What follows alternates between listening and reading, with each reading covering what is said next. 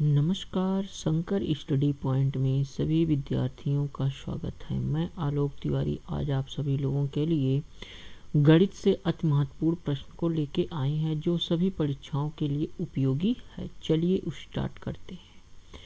पहला क्वेश्चन है हमारे सामने कि 1/2 प्लस 2/3 ब्रैकेट में है प्लस 1 का मान क्या होगा। क्या पूछा है? 1/2 प्लस 2/3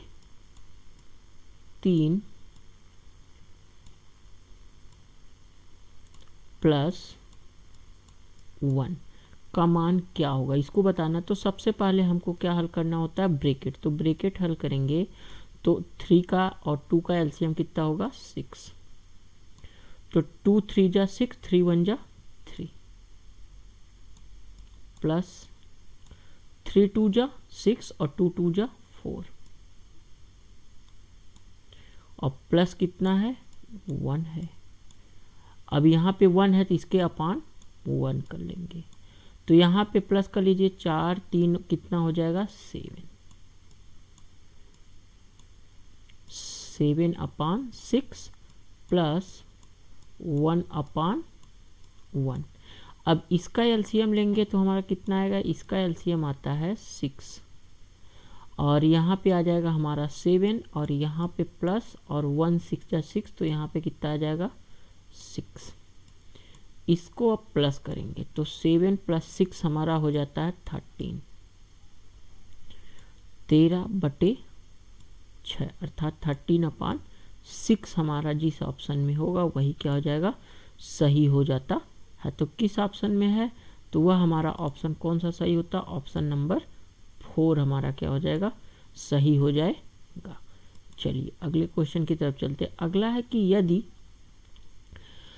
यदि यक्स, क्या पूछ रहा है? यदि यक्स 3 5 6 2 5 11 से पूर्णतः विभक्त हो तो यक्स का स्थान पर या यक्स के स्थान पर अंक होगा। कौन सा अंक होगा इसको बताना है। ठीक है, यक्स 35 625 अगर 11 से पूर्णतः क्या है? विभक्त है। एक्स 35 625 पूछा है किससे विभक्त के बाद? 11 से विभक्त हो। तो हम लोग को पता है कि एक एक विषम संख्या को छोड़ करके हम पता करते हैं, या तो जोड़ने पे 11 आए या तो घटाने पे कितना है? 0 है। तो एक अंक छोड़ के दूसरे पे गए, फिर दूसरा अंक छोड़ेंगे तो यहाँ पे आ जाएंगे। इसी प्रकार से इसमें सम विषम का, तो यहाँ पे इस पे जाएंगे और इस पे आ जाएंगे। तो देखिए यहाँ पहले सबसे पहले जोड़ लेते हैं। तो यहाँ पे है 5, यहाँ पे है 6 और यहाँ 3। तो 6 5 11 12 13 14, तो कितना हो गया? ये हमारा आ गया 14। फिर यक्स है, फिर 5 है, फिर 2 है। तो यहाँ पे यक्स के स्थान पे हम कौन सी अंक लिखें कि यह पूरा क्या हो जाए? डिवाइड होकर के 0 आ जाए या तो 11 आ जाए। ये 11 से विभक्त का नियम होता है। तो क्या होगा? यहाँ पे 5 और 2 7। अगर यहाँ पे हम यक्स के स्थान पे लिख देते हैं कितना? 7। अगर 7 लिख देते हैं तो हमारा ये हो जाएगा 5 2 7 और 7 इसको जोड़ लेंगे तो कितना हो जाएगा? 14। तो अगर इसको हम माइनस करेंगे तो आ जाएगा 0। तो यहाँ यक्स के स्थान पे हमारा कितना आना चाहिए? यक्स के स्थान पे आना चाहिए 7। तो देखिए जो ऑप्शन में होगा 7 वही सही होगा। देखिए यहाँ 4 वाले ऑप्शन में क्या है? 7 है। तो कौन सा ऑप्शन सही होगा हमारा? ऑप्शन नंबर 4 सही हो जाएगा। चलिए अगले क्वेश्चन की तरफ चलते हैं। अगला है कि यदि 20 कलमों की कीमत, यदि 20 कलमों की कीमत कितना रुपए है? 90 रुपए है। तो 9 कलमों की कीमत बताना है कि 9 कलम का दाम क्या होगा। बताइए कितना होगा 9 कलमों का?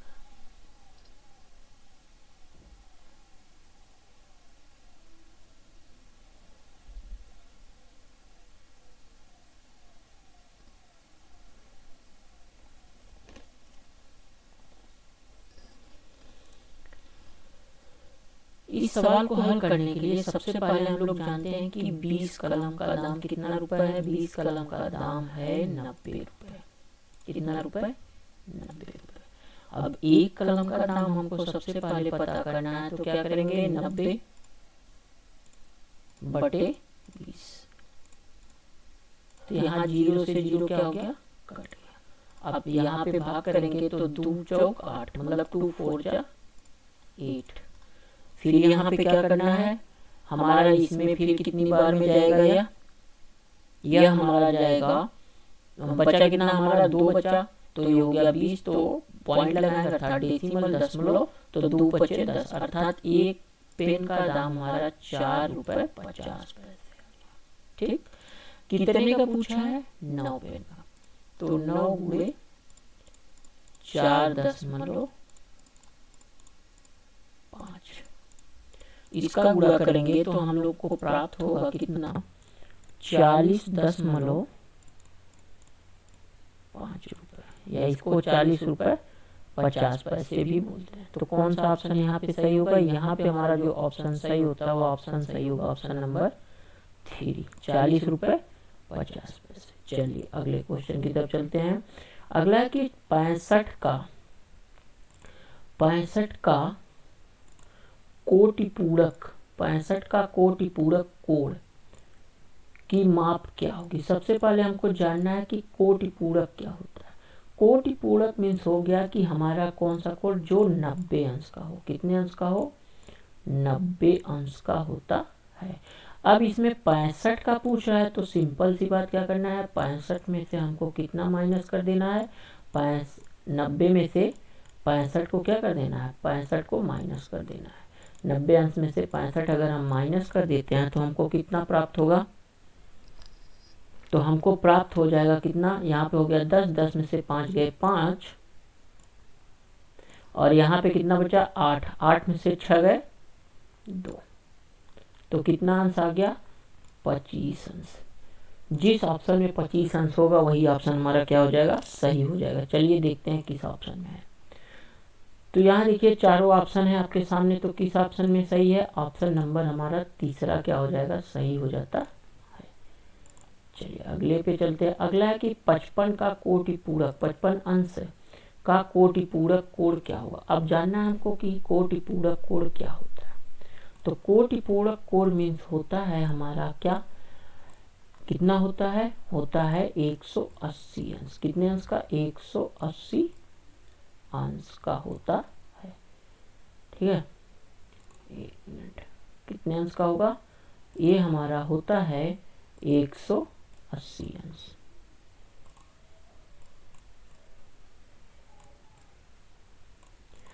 तो 55 अंश का पूछ रहा है, तो 55 अंश के लिए क्या करेंगे? इसी में से हमको 55 अंश क्या कर देना है? माइनस कर देना है। 180 में से 55 को क्या कर देना है? माइनस कर देंगे तो हमारा कितना अंश आ जाता है? यहाँ पे हो गया 10, तो यहाँ पे आ गया 5, और यहाँ पे हो गया 7, तो कितना आ गया? 2, और यहाँ पे हमारा हो गया 1।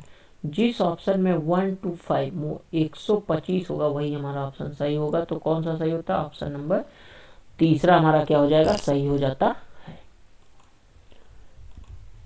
चलिए अगले क्वेश्चन को देखते हैं। अगला है कि 3 पेंसिल का मूल्य, 3 पेंसिल का मूल्य कितना रुपए है? 20 रुपए है। तो 3 पेंसिल का मूल्य हमारा हो गया 20 रुपए। तो एक पेंसिल का अगर हम निकालें तो 20 बटे कितना हो जाएगा? 3, और पूछा कितने का है? 6 दर्जन। तो 1 दर्जन बराबर हमारी कितनी वस्तुएं होती? 12, तो 12 गुणे 6, तो कितना हो जाएगा हमारा? 12 6 72, 72 वस्तु। यहाँ 72 का निकाल लीजिए। 20 बटे 3 गुणे कितने का निकालना है? 72 का निकालना है। तो 72, 3 से काट दीजिए, 3 दूनी 6 और 3 चौक 12। अब 20 और 24 का गुणा करेंगे तो 24 शून्यम शून्य और 24 दूना 48, तो 480 रुपए। कितना रुपए? 480 ₹480 जिस ऑप्शन में होगा वही हमारा क्या हो जाएगा, सही हो जाएगा। चलिए देखते हैं किस ऑप्शन में है। तो देखिए यहाँ तीसरा ऑप्शन जो है हमारा सही होगा, ₹480। ये वाला ऑप्शन क्या हो जाएगा, सही हो जाता है। चलिए अगले क्वेश्चन को देखते हैं। अगला क्वेश्चन है हम लोग का कि 44 माइनस 6 प्लस 43 गुणे, यहाँ पे देखिए कितना रहेगा, यहाँ पे 2 रहेगा। 44 माइनस 6 प्लस 43 और इंटू 2 माइनस 87, ये हमारा क्या है, क्वेश्चन है। अब बताइए कौन सा ऑप्शन इसमें सही होगा। इसको सॉल्व करना है किस नियम पे, नियम है हमारा बॉड-मॉस।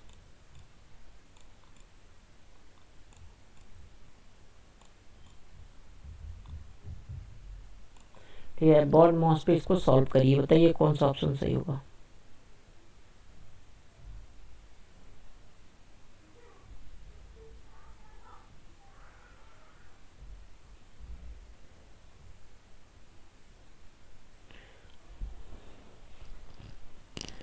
तो चलिए सॉल्व करते हैं। सबसे पहले हमको क्या करना है, हमको सबसे पहले क्या करना है, इसमें सबसे पहले हमको करना है मल्टीप्लाई। क्या करना है, मल्टीप्लाई करना है।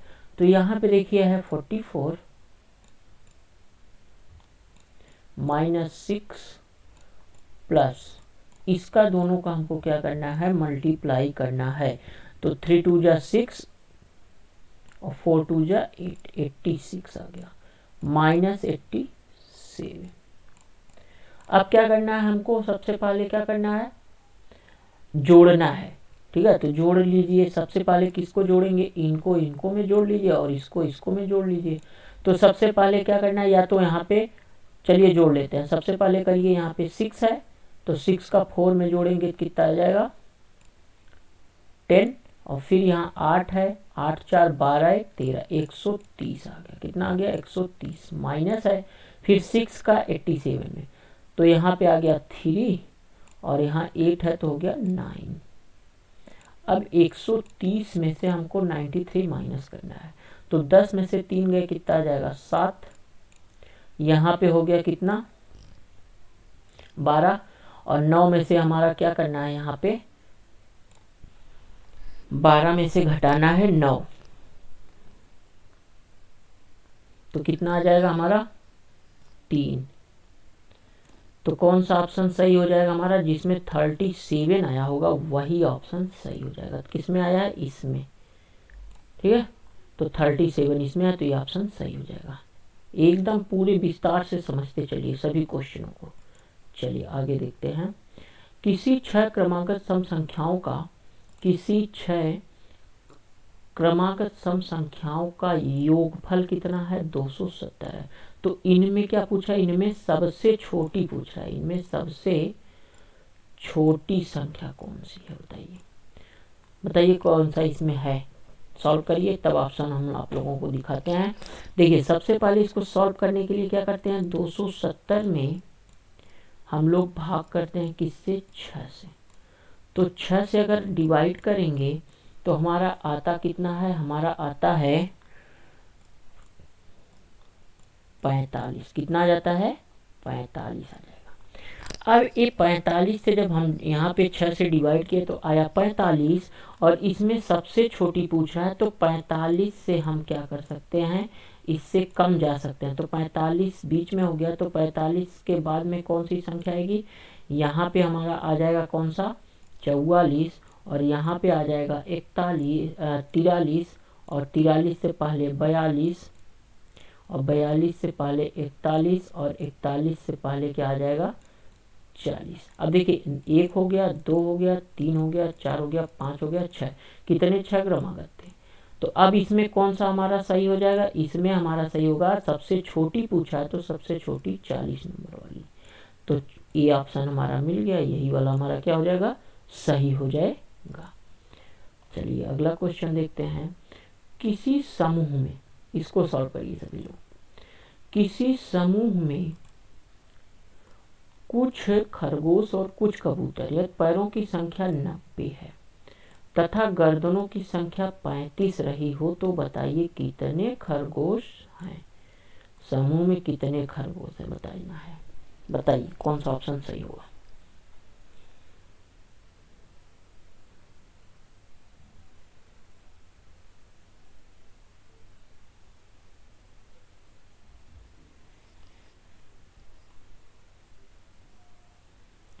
चलिए सॉल्व करते हैं इसको। देखिए किसी समूह में कुछ खरगोश और कुछ कबूतर हैं, तो इसको ट्रिक पे हल कर लीजिए। सबसे पहले क्या करना है कि गर्दनों की जो संख्या होती है, तो गर्दनों की संख्या क्या क्या करना है हमको, उसमें 2 का क्या कर देना है, मल्टीप्लाई कर देना है।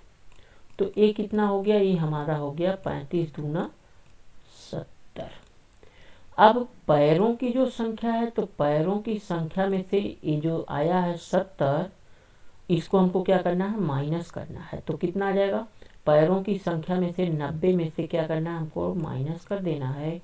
90 में से हम अगर माइनस करते हैं 70, तो हमारा प्राप्त हो जाएगा कितना, 20। और इसी 20 का हमको क्या करना है, 2 से डिवाइड करना है।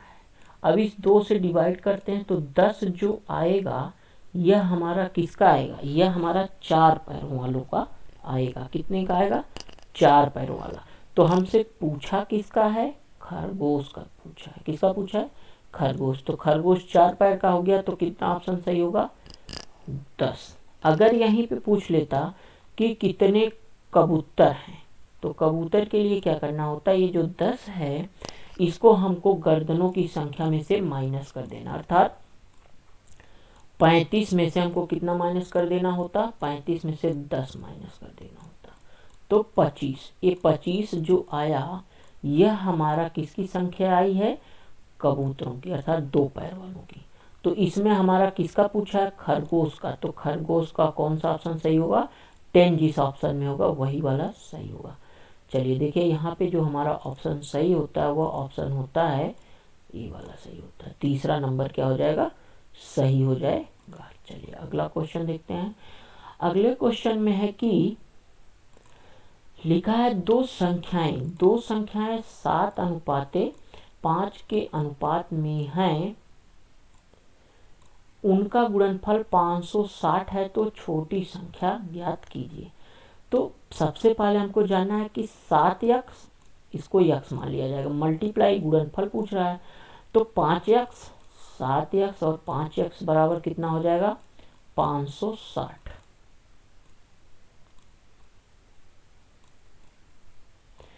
तो इसका दोनों का अगर हम मल्टीप्लाई करते हैं तो आ जाएगा कितना, 5 सत्ते 35, और x का मल्टीप्लाई करेंगे तो आ जाएगा x स्क्वायर, बराबर हमारा जो है वह हमारा है 560। तो एक्स स्क्वायर बराबर सबसे पहले करेंगे तो एक्स स्क्वायर बराबर हमारा हो जाएगा 560 अपान 35। इससे डिवाइड करेंगे तो हमारा कितना आएगा, हमारा आता है 16। कितना आ जाएगा, 16। अब देखिए यहाँ पे एक्स स्क्वायर का मान कितना आ गया, एक्स स्क्वायर का मान आया है 16। तो सबसे पहले हमको पता करना होगा किसका मान, एक्स का। तो एक्स के लिए क्या करेंगे, इसका रूट निकालेंगे। इसका रूट निकालेंगे तो एक्स बराबर हमारा आ जाएगा, एक्स बराबर हमारा कितना आ जाएगा, एक्स बराबर हमारा आ जाता है 4। कितना आ जाएगा, 4 आ जाता है एक्स बराबर। तो x का मान 4 आ गया। अब हमसे पूछा है कि किसकी छोटी संख्या, तो 7:5 में सबसे छोटी संख्या कौन होगी, तो ये 5 वाली होगी। ठीक है, तो 5x था, यहाँ पे 5x माना गया है, तो 5 गुणे 4, तो 5 चौक 20।